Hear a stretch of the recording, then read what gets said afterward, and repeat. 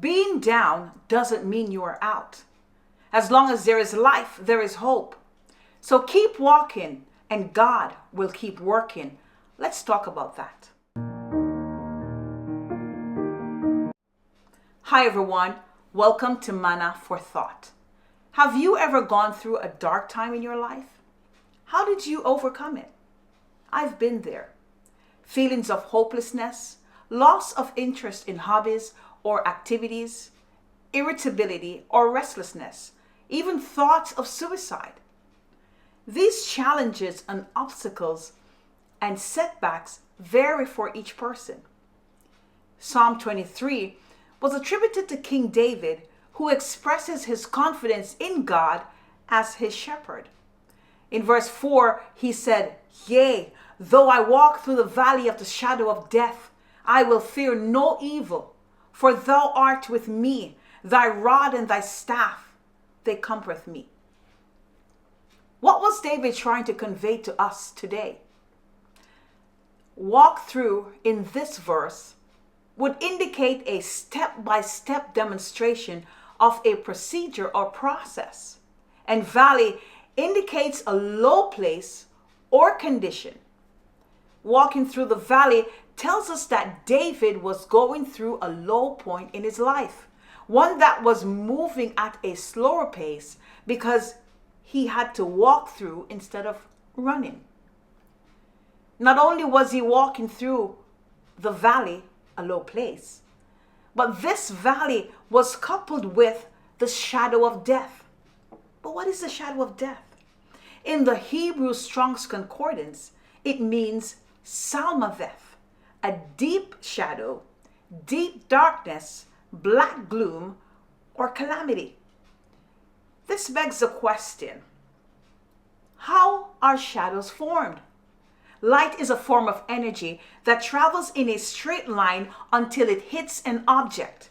When there is an obstruction in the path of light, a shadow is formed. If the object blocks the light from passing through it, that creates an area of darkness, a shadow. Remember this, that God is light, but the enemy will try to cast obstacles of darkness in your way for you to think that God is not with you. What would that valley look like for you today? Maybe getting fired, losing a loved one, coping with this pandemic, dealing with health issues, feeling unfulfilled, going through a major change, or being overwhelmed with life itself. Walking through these types of situations can create fear, doubt, and anxiety. Fear is a distressing emotion aroused by impending danger, evil, or affliction, whether the threat is real or imagined. It is the feeling or condition of being afraid. I found myself fearful, doubtful, feeling sadness at the loss of my mother. That was a low point for me. But like David, I found comfort because I had confidence in the Lord. I understood that a shadow is not tangible, but is cast by something that is. While the reality of my situation was scary, it was real. Like David, I decided I will fear no evil because the Lord is with me. I knew I could not see my way out of the darkness. I had to trust my way out. It is during these times in our lives that the enemy will try to push his way in.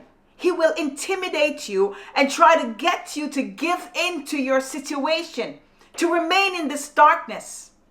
He is like a roaring lion seeking whom he may devour. It is in your weakness that he will attempt to overtake you. But remember that that it is in your weakness that God's strength is made perfect.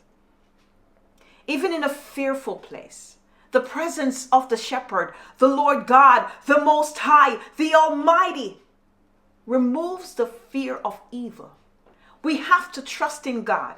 We have to trust in His Word. We have to trust in his directions.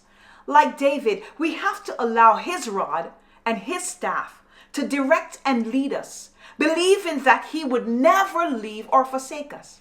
I want to encourage you to turn to the source of strength when those obstacles of darkness are upon you. Jesus said, "In this world there is tribulation, but be of good cheer. I have overcome this world."